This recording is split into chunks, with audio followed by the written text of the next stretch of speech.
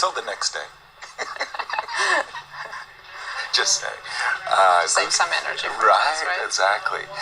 Some unfinished business between these two. Gukesh, the challenger, winning from the candidates, and Nepo, who had previously won 2 candidates matches.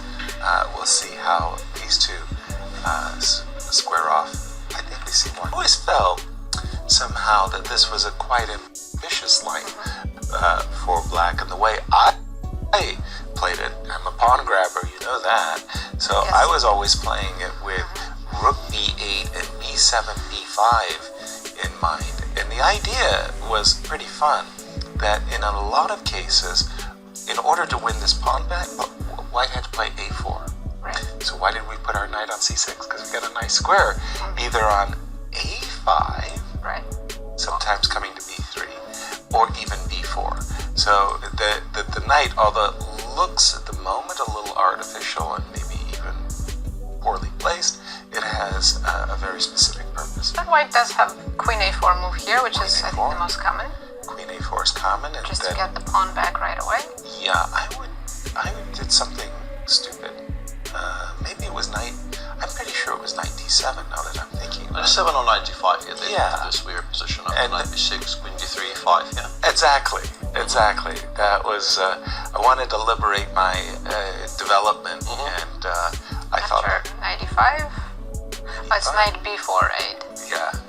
I think it is knight B4, Queen C3, Queen takes D4. And interestingly, just to tell a little story about how sometimes the chess theory gets developed. If we go back to the position after knight B6, when this idea of Queen D3, E5 was discovered, eventually I think some people started going Queen C4, B5 in this position, provoking A6, and then playing Queen D3 anyway, because they found out that in some lines after knight takes E5, knight B4, I think, it is useful for White to have the knight on B6 slightly softened.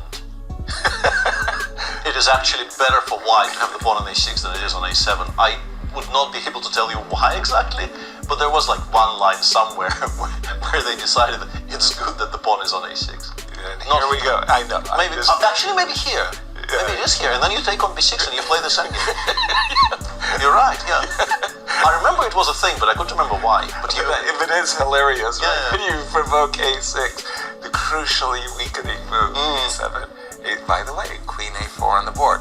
It's not with hilarity, but main move here for Black is Bishop Bishop before check is the bigger move here. Right. And there is tremendous amounts of theory there. 95. Yeah. Yes, exactly. I remember. Wow. Yeah, it is a very, very long line. Oh yeah. Yeah, it goes. Remember there used to Adams, Topolov these But I very do long think games. Nepo surprised Gukesh because he took some time to think about this move, Queen A4. So maybe he was not expecting this exact line. Exactly. One thing I will mention is that Nepo himself plays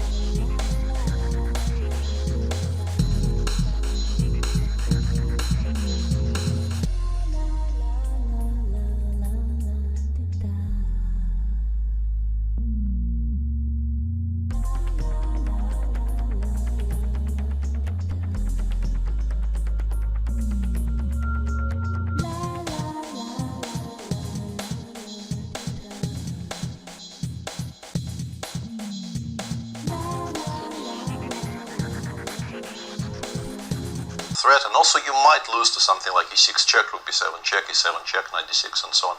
So, yeah, Jan is maybe taking a little bit of a risk here by... Hang on a second, aren't we losing to rook b6? We have b2 on the board. Take a knight d2, right? Yeah, why is f5 not losing to rook b6? It's like, knight d6, knight c8 check. This is very relevant. f5? Yes. Hasn't been played. He played rook b7 check. This is still completely fine. So essentially, The line black Peter wants was to talking play about. is rook b6. So had, for example, we played a 4 move, f5. It's not a poor move, but very specifically after rook b6 you cannot take, because after both knight c3 and knight d2 I have a check with the knight. Very nice. That is Right. actually kind of cute, right? Yeah. I have a On mirror both check on moves. c4 and on d5 in case of knight c3. Knight c3, Winning. stopping, and Yeah. in both cases. That Why? It is has actually knight cute. d6 after rook b6. No, you can continue. Oh, sorry. Yeah, but rook b6 actually loses after f5. Because after knight d6 you suddenly find yourself in a situation where you cannot prevent knight c8 check. Right? King e7 is the only move. Oh, Knight nasty. c8. And then king f7, let's say. Yeah, and we go, I Nice. think, e6 first, right? Yeah. But doesn't matter, I can take on b6 Oh, yeah, first. yeah. I can take on, to make it even more instructive, I can take on b6, b1 queen, and play e6 check. And then I will have a knight check. Discovery Well, check excellent. on the king, on the queen. Yes. Very nice. Picking up the... 14, 13, by the way, knight d2.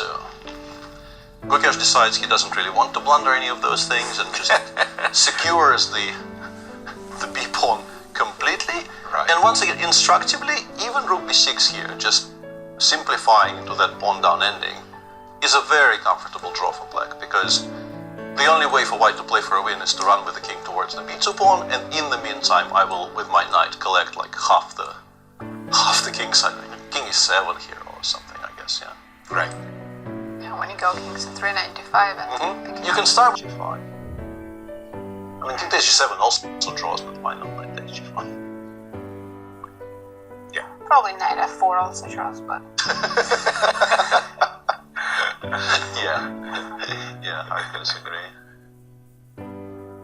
e6 check, knight takes e6, g8 check would be my preferred solution here. Right. White queens. Yes. Giving me an opportunity which I will pass on to tell my light squared bishop and h-pawn story. We're running out of time in this show, so I will not teach our viewers how to hustle. e6 knight d8, I like this, yeah. Because we now have knight c6 check. Yeah. Oh, okay, he's not even playing. E6, knight to d8. And here's handshake. and there's a handshake. Draw agreed. And while players discuss this, I think we do have an interview ready. Christian is with Notterbeck.